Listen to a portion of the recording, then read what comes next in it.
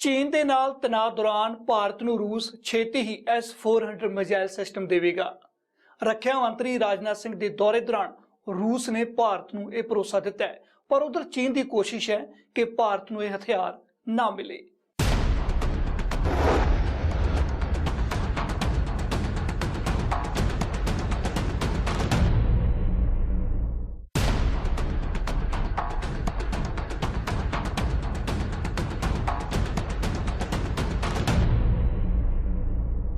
चीन नाल चल रहे सरहदी विवाद च भारत के रक्षा मंत्री राजनाथ सिंह का रूस दौरा अहम है। 75वीं विक्ट्री डे परेड समागम च हिस्सा लैण पहुंचे राजनाथ सिंह रूस नाल रक्षा सौदियां ते भी गल कर रहे ने। ये सौदे उस समय होर अहम हो जाते ने जदों भारत ते चीन LAC ते आमू सामने ने। अजिहे च रूस ने भारत नूं S-400 मिजाइल सिस्टम की डिलीवरी करनी है। साल 2018 विच भारत ਅਤੇ रूस दरमियान 5 अरब तो ज़्यादा का सौदा होया सी। कोरोना कारण डिलीवरी च देरी हो रही है। दसंबर 2021 तक ये एंटी मिजाइल सिस्टम भारत नूं मिल सकता है। चीन नाल तनाव दे विच भारत चाहुंदा है कि रूस उन्हां नूं डिलीवरी छेती तो छेती करे।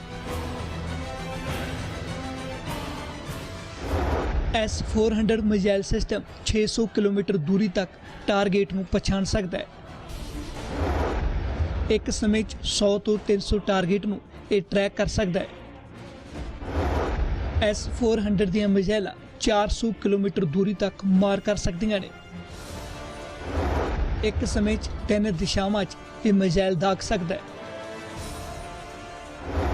हवा 'ਚ उड़दे 36 टारगेट नूं एक समय 'ਚ निशाना बना सकता है।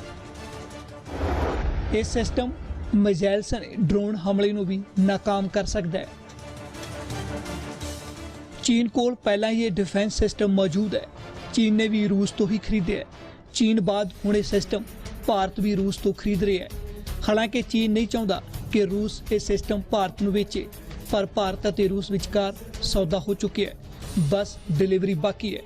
अजिहे विच रूस ने भरोसा दिता है कि भारत नूं तय समा सीमा च समान की डिलीवरी हो जाएगी। जो राजनाथ सिंह जी ने जो रशिया ने जो एश्योरेंस दिया है, ये कहा है कि वो जितने भी कॉन्ट्रैक्ट्स हैं वो टाइमली डिलीवरी होगा एज पर डिलीवरी शेड्यूल, तो बहुत अच्छी बात है। इस जब हमारा सामान हम जानते हैं कि किस समय सामान मिलने वाला है, तो अकॉर्डिंगली हम अपने ऑपरेशन प्लानिंग कर सकते हैं। चीन के रक्षा मंत्री भी रूस विच ने। इस तो पहला चीन के सरकारी अखबार ने कहा सी कि देश के रक्षा मंत्री भारतीय रक्षा मंत्री राजनाथ सिंह नूं मिल सकते हैं, पर भारतीय रक्षा मंत्रालय ने साफ कर दिता कि अजिही कोई भी मुलाकात नहीं होगी। दो बिंदु है। पहला कि चीन साइकोलॉजिकल वॉरफेयर हिंदुस्तान के खिलाफ इस्तेमाल कर रहा है ताकि दबाव में आके रक्षा मंत्री जी चाइनीज़ काउंटर पार्ट से मिलें और बातचीत करें ईस्टर्न लद्दाख के परिप्रेक्ष्य में। ऐसा संभव नहीं है क्योंकि जो हमारी कूटनीति है उसकी परिपक्वता, मानसिक सोच अब इस ऊंचे स्तर पर पहुंच गई है कि इस जाल में हम लोग फंसने वाले नहीं हैं। इस साबित भारतीय फौज मुखी मनोज मुकुंद नरवणे का बुधवार लद्दाख दौरे का दूजा दिन रहा। फौज मुखी ने फॉरवर्ड पोस्ट का दौरा किया और नाल ही गलवान घाटी चीनी सैनिकों को मूँह तोड़ जवाब देने वाले जवानों को सन्मानित भी किया। इस दौरान उन्होंने भारतीय फौज दी तैयारियों का भी जायजा लिया। दौरे के पहले दिन फौज मुखी ने झड़प दौरान जख्मी जवानों का हाल जानिया सी। इस तो पहला हवाई फौज मुखी भी लद्दाख का दौरा कर चुके ने। इस सब विच सियासत भी जारी है। कांग्रेस मोदी सरकार ते हमलावर है तो बीजेपी भी उल्टा कांग्रेस नूं घेर रही है। और अगर चीन भारत की भूमि सरजमीन को हथिया रहा है और सरकार चीन की बोली बोल रही है, तो क्या आप जो राष्ट्रवादी शक्तियां हैं जिन्होंने देश की आजादी की लड़ाई लड़ी और देश को अंग्रेजों से आजाद कराया, वो क्या आज इस चीनी आक्रमण के खिलाफ चुप बैठे? क्या आप हमसे ये उम्मीद करते हैं कि चीन हमारी भूमि हथियाता रहे? सरकार अपना जमीन में सिर घुसाकर बैठी हुई है। और विपक्ष के ऊपर आप यह आरोप लगाते हैं कि हम फौज का मनोबल काम कर रहे हैं।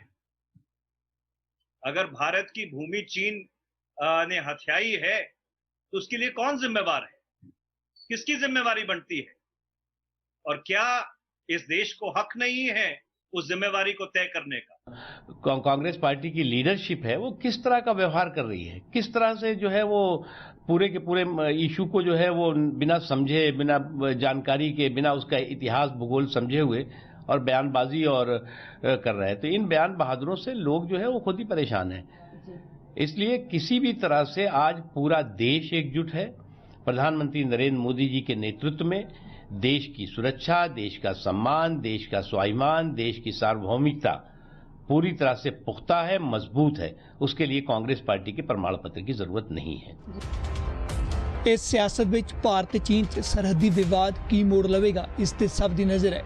ਅਜਿਹੇ 'ਚ ਬੁੱਧਵਾਰ ਵੀ ਦੋਵਾਂ ਦੇਸ਼ਾਂ ਦੇ ਸੰਯੁਕਤ ਸਕੱਤਰਾਂ ਵਿਚਕਾਰ ਮੀਟਿੰਗ ਹੋਈ। ਹਾਲਾਂਕਿ ਚੀਨ ਪਹਿਲਾਂ ਹੀ ਵਿਵਾਦਿਤ ਖੇਤਰ 'ਚੋਂ ਪਿੱਛੇ ਹਟਣ ਦੀ ਹਾਮੀ ਭਰ ਚੁੱਕਿਆ ਹੈ। ਭਾਰਤ ਉਸ ਦੇ ਅਮਲੀ ਜਾਮਾ ਪਹਿਨਾਉਣ ਦੀ ਉਡੀਕ 'ਚ ਹੈ, ਜਿਸ ਕਾਰਨ ਸਰਹੱਦ ਤੇ ਸ਼ਾਂਤੀ ਪਰ ਤਣਾਅ ਬਰਕਰਾਰ ਹੈ। ਪੈਂਗੋਂਗ ਲੇਕ ਨਾਲ ਕੁੱਲ 8 ਪਹਾੜੀਆਂ ਨੇ ਜੋ ਹੱਥ ਦੀਆਂ ਉਂਗਲੀਆਂ ਦੇ ਆਕਾਰ ਦੀਆਂ ਨੇ, ਇਸ ਲਈ ਇਹਨਾਂ ਨੂੰ ਫਿੰਗਰ ਏਰੀਆ ਕਿਹਾ ਜਾਂਦਾ ਹੈ।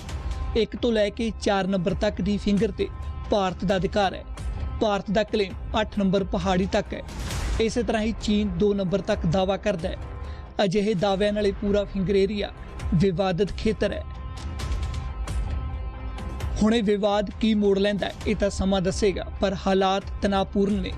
ਭਾਰਤ ਚੀਨ ਨਾਲ ਲੱਗਦੀ ਸਰਹੱਦ ਤੇ ਚੌਕਸੀ ਵਧਾ ਰਹੀ ਹੈ ਤਾਂ ਜੋ ਚੀਨ ਦੀ ਕਿਸੇ ਵੀ ਕਾਇਰਾਨਾ ਹਰਕਤ ਦਾ ਜਵਾਬ ਦਿੱਤਾ ਜਾ ਸਕੇ।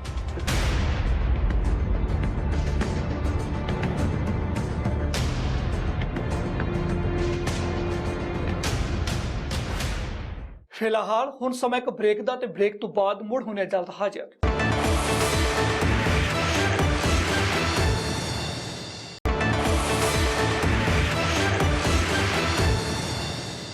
ਭਾਰਤ ਚੀਨ ਵਿੱਚ ਕੀ ਹੈ ਸਰਹੱਦੀ ਵਿਵਾਦ? ਇਸ ਵਿਵਾਦ ਦੇ ਉੱਤੇ ਦੋਵਾਂ ਦੇਸ਼ਾਂ ਦੇ ਕੀ ਨੇ ਤਰਕ? ਉਹ ਗਲਵਨ ਘਾਟੀ ਜਿੱਥੇ 20 ਭਾਰਤੀ ਜਵਾਨ ਸ਼ਹੀਦ ਹੋ ਗਏ।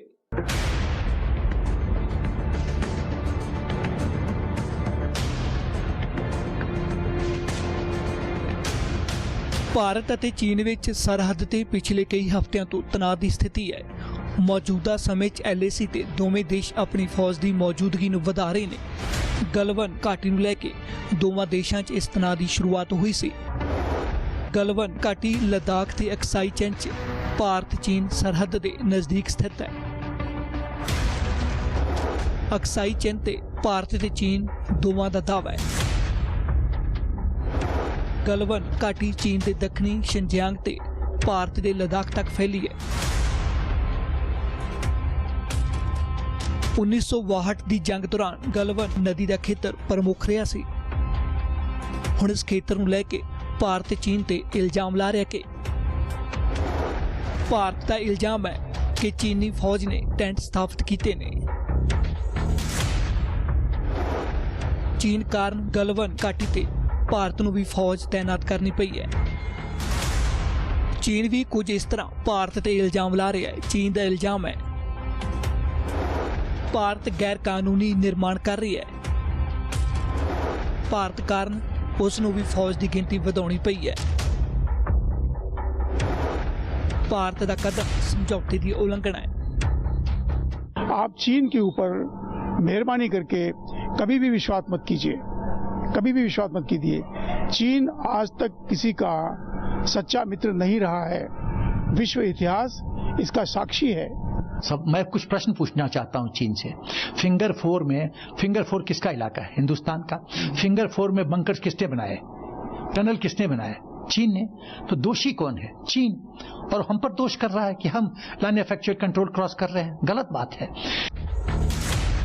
चीन का कहना है कि भारत ने इस तनाव की शुरुआत की है। चीन ने कहा भारत मई महीने की शुरुआत तो गलवान घाटी सरहद पार कर रहा है, चीन के इलाके च घूम रहा है।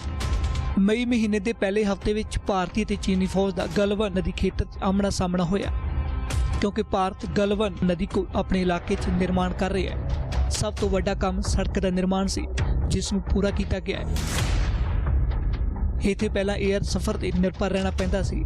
ਹੁਣ ਜ਼ਮੀਨੀ ਟਰਾਂਸਪੋਰਟ ਦੇ ਮਾਧਿਅਮ ਨੇ ਕੰਮ ਹੋਰ ਆਸਾਨ ਕਰ ਦਿੱਤਾ ਹੈ, ਪਰ ਚੀਨ ਨੂੰ ਇਤਰਾਜ਼ ਹੈ। ਹਾਲਾਂਕਿ ਭਾਰਤ ਨੇ ਪਹਿਲਾਂ ਹੀ ਸਾਫ਼ ਕਰ ਦਿੱਤਾ ਸੀ ਕਿ ਗਲਵਾਨ ਨਦੀ ਖੇਤਰ ਸਣੇ ਪੂਰੇ ਲਦਾਖ ਖੇਤਰ ਵਿੱਚ ਬੁਨਿਆਦੀ ਢਾਂਚੇ ਦਾ ਕੰਮ ਜਾਰੀ ਰਹੇਗਾ, ਪਰ ਇਸ ਦੇ ਉਲਟ ਚੀਨ ਉੱਪਰੀ ਇਲਾਕੇ 'ਚ ਫੌਜ ਅਤੇ ਸਾਜ਼ੋ ਸਮਾਨ ਇਕੱਠਾ कर रही है। हम अपने इलाके में रोड कंस्ट्रक्ट कर रहे थे और अपने इलाके में हम कंस्ट्रक्शन करने के लिए हमें पूरी आजादी है। और ये पूरा हमारा जो इलाका है ये लद्दाख के वहां पर है, फिंगर 1, फिंगर 2, फिंगर 4, फिंगर 5, ये जो पूरा इलाका है ये हमारा इलाका है। पैंगोंग सो लेक का एक जो इलाका है ये हमारा इलाका है। हमारे इलाके में हम लोग रोड कंस्ट्रक्ट करेंगे, हम लोग आर्मी कैंप्स के लिए सेटअप करेंगे। ये हमारी इच्छा है, ये हमारी आजादी है। लेकिन ये जब हो रहा था तब चाइना की तरफ के जो ट्रूप्स हैं वो आए थे और उन्होंने ऑब्जेक्शन रेज किया कि ये जो आप कर रहे हैं वो ठीक नहीं है, और तब से लेकर ये आज तक स्टैंड ऑफ हुआ है। ਭਾਰਤ ਚੀਨ ਦੇ ਨਾਲ 3488 ਕਿਲੋਮੀਟਰ ਲੰਬੀ ਸੀਮਾ ਸਾਂਝਾ ਕਰਦਾ ਹੈ। ਇਹ ਸੀਮਾ ਜੰਮੂ ਕਸ਼ਮੀਰ, ਹਿਮਾਚਲ ਪ੍ਰਦੇਸ਼, ਉੱਤਰਾਖੰਡ ਅਤੇ ਅਰੁਣਾਚਲ ਪ੍ਰਦੇਸ਼ ਤੋਂ ਹੋ ਕੇ ਗੁਜ਼ਰਦੀ ਹੈ। ਇਹ 3 ਸੈਕਟਰਾਂ 'ਚ ਵੰਡੀ ਹੋਈ ਹੈ। ਪੱਛਮੀ ਸੈਕਟਰ ਯਾਨੀ ਕਿ ਜੰਮੂ ਕਸ਼ਮੀਰ, ਮਿਡਲ ਸੈਕਟਰ ਯਾਨੀ ਕਿ ਹਿਮਾਚਲ ਪ੍ਰਦੇਸ਼ ਅਤੇ ਉੱਤਰਾਖੰਡ, ਅਖੀਰ 'ਚ ਪੂਰਬੀ ਸੈਕਟਰ ਯਾਨੀ ਕਿ ਸਿੱਕਮ ਅਤੇ ਅਰੁਣਾਚਲ ਪ੍ਰਦੇਸ਼। ਹਾਲਾਂਕਿ ਦੋਵਾਂ ਦੇਸ਼ਾਂ 'ਚ ਹੁਣ ਤੱਕ ਪੂਰੀ ਤਰ੍ਹਾਂ ਨਾਲ ਸਰਹੱਦ ਸਪਸ਼ਟ ਨਹੀਂ ਹੈ, ਕਿਉਂਕਿ ਕਈ ਇਲਾਕਿਆਂ ਨੂੰ ਲੈ ਕੇ ਦੋਵਾਂ ਦੇਸ਼ਾਂ ਦੇ ਵਿੱਚ ਸੀਮਾ ਵਿਵਾਦ ਹੈ। ਹਾਲਾਂਕਿ LAC ਟਰਮ ਦਾ ਇਸਤੇਮਾਲ ਹੁੰਦਾ ਹੈ, ਪਰ ਦੋਵੇਂ ਦੇਸ਼ ਇੱਕ ਮਤ ਨਹੀਂ ਨੇ।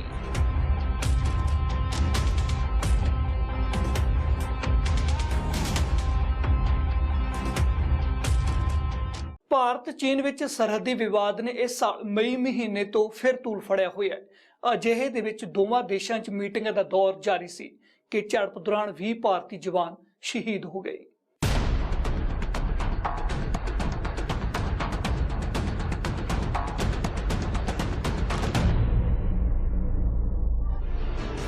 ਭਾਰਤ ਚੀਨ ਦੇ ਵਿੱਚ ਚੱਲ ਰਿਹਾ ਸਰਹੱਦੀ ਵਿਵਾਦ ਕਈ ਦੌਰ ਦੀ ਗੱਲਬਾਤ ਬਾਅਦ ਵੀ ਨਹੀਂ ਸੁਲਝ ਪਾਇਆ।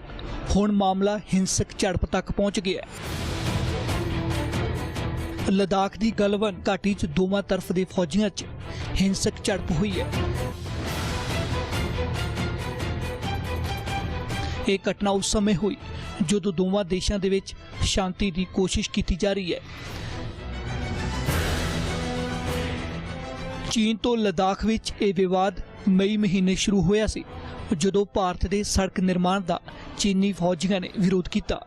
ਇਸ ਤੋਂ ਬਾਅਦ ਹੀ LAC ਤੇ ਦੋਵਾਂ ਫੌਜਾਂ ਦੇ ਵਿੱਚ ਤਣਾਅ ਬਰਕਰਾਰ ਹੈ।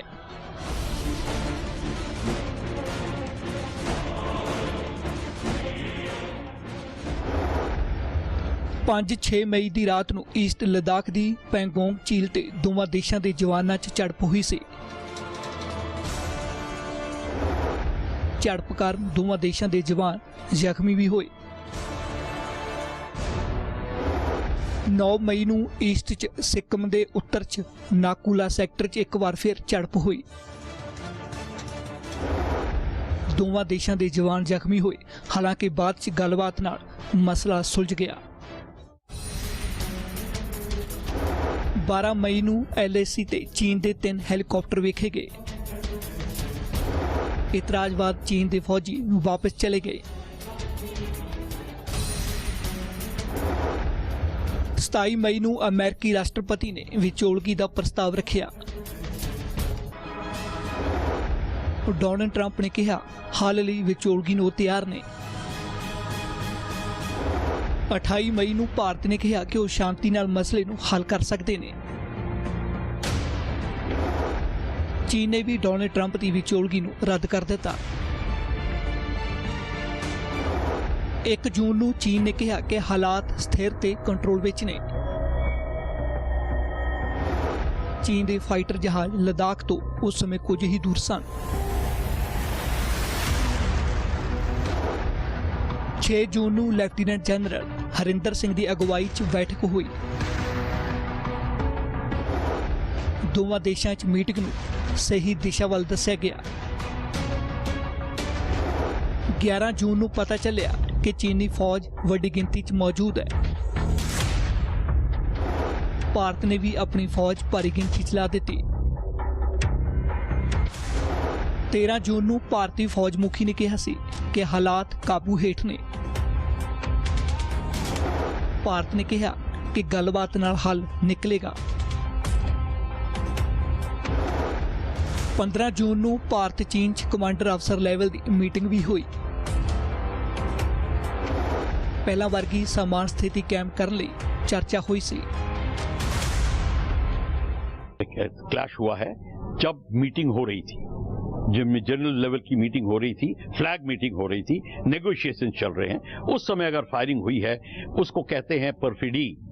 जो जिनीवा कन्वेंशन की लैंग्वेज में ये एक क्राइम है, वॉर क्राइम है, और इन्होंने अगर ये परफिडी की है मतलब धोखाधड़ी की है तो इसका उनको खामियाजा भुगतना पड़ेगा।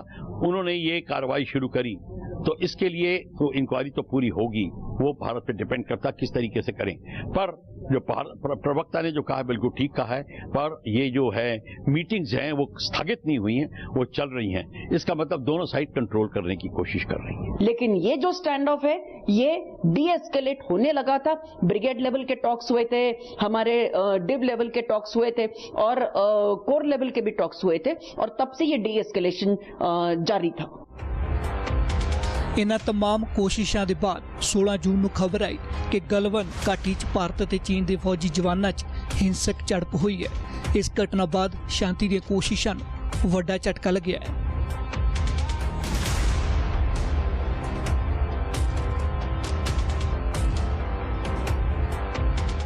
ਹੁਣ ਰੁਕਦੇ ਇੱਕ ਹੋਰ ਛੋਟੇ ਜਿਹੇ ਬ੍ਰੇਕ ਲਈ।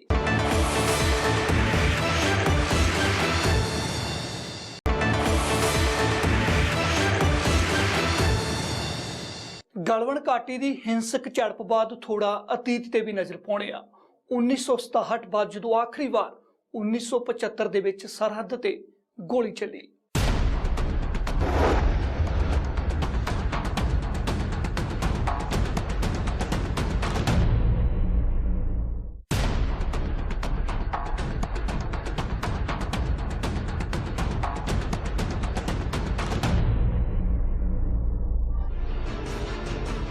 ਭਾਰਤ ਅਤੇ ਚੀਨ ਸਮੇਂ-ਸਮੇਂ ਤੇ ਆਮੋ-ਸਾਹਮਣੇ ਰਹੇ ਨੇ। LAC ਤੇ ਆਖਰੀ ਵਾਰ 1975 ਚ ਗੋਲੀ ਚੱਲੀ ਸੀ, ਪਰ 1967 ਬਾਅਦ 15-16 ਜੂਨ 2020 ਦੀ ਰਾਤ ਨੂੰ ਸਭ ਤੋਂ ਵੱਡਾ ਟਕਰਾਅ ਹੋਇਆ। ਭਾਰਤ ਅਤੇ ਚੀਨ ਵਿੱਚ 1962 ਚ ਹੋਏ ਯੁੱਧ ਦੇ ਬਾਅਦ 1967 ਅਤੇ 1975 ਚ ਦੋ ਵਾਰ ਅਜਿਹੇ ਮੌਕੇ ਆਏ ਜਦੋਂ LAC ਤੇ ਗੋਲੀਬਾਰੀ ਹੋਈ ਸੀ ਅਤੇ ਜਵਾਨਾਂ ਦੀ ਜਾਨ ਗਈ। ਉਸ ਤੋਂ ਬਾਅਦ ਕਈ ਵਾਰ ਸੈਨਿਕਾਂ 'ਚ ਮਾਮੂਲੀ ਝੜਪਾਂ ਹੋਈਆਂ ਨੇ, ਪਰ ਕਦੇ ਵੀ ਗਲਵਾਨ ਘਾਟੀ ਵਰਗੀ ਘਟਨਾ ਨਹੀਂ ਹੋਈ ਸੀ, ਕਿਉਂਕਿ 1975 ਦੀ ਘਟਨਾ ਆਖਰੀ ਸੀ। LAC ਤੇ 20 ਅਕਤੂਬਰ 1975 ਨੂੰ ਘਟਨਾ ਵਾਪਰੀ ਸੀ। ਇੱਕ ਭਾਰਤੀ ਟੁਕੜੀ ਤੁਲੰਗਲਾ ਤੇ ਗਸ਼ਤ ਕਰ ਰਹੀ ਸੀ। चीनी फौजियों ने भारतीय जवानों ते गोलीबारी कर दी। इस गोलीबारी च भारत के 4 जवान शहीद हो गए सन। चीनी सैनिक LAC पार करके भारतीय खेतर च दाखिल हुए सन, हालांकि चीन ने कदे भी इसनूं स्वीकार नहीं किया। इस घटना बाद फिर कदे गोलीबारी नहीं हुई सी अते ना ही किसी जवान की मौत हुई सी। पर 1975 तो पहला 1967 विच भी भारी नुकसान होया सी। सिक्किम च 5 दिन तक कई बार टकराव होया। दोवां फौजां च टकराव नाथूला च होया सी। 11 सितंबर तो 15 सितंबर तक कई बार गोलीबारी हुई। भारत के करीब 80 जवान शहीद हो गए सन।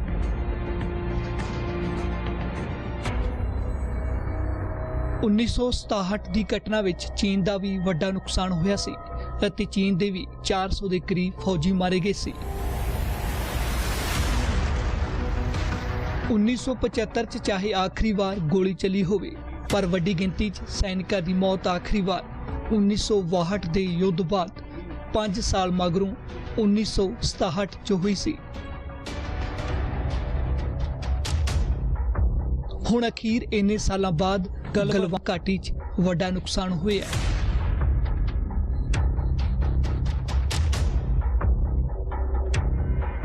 ਫਿਲਹਾਲ ਦੇ ਲਈ ਇਹਨਾਂ ਹੀ ਦੇਸ਼ ਦੁਨੀਆ ਦੀਆਂ तमाम ਖਬਰਾਂ ਵੇਖਣ ਲਈ ਤੁਸੀਂ ਵੇਖਦੇ ਰਹੋ ABP ਸਾਂਝਾ।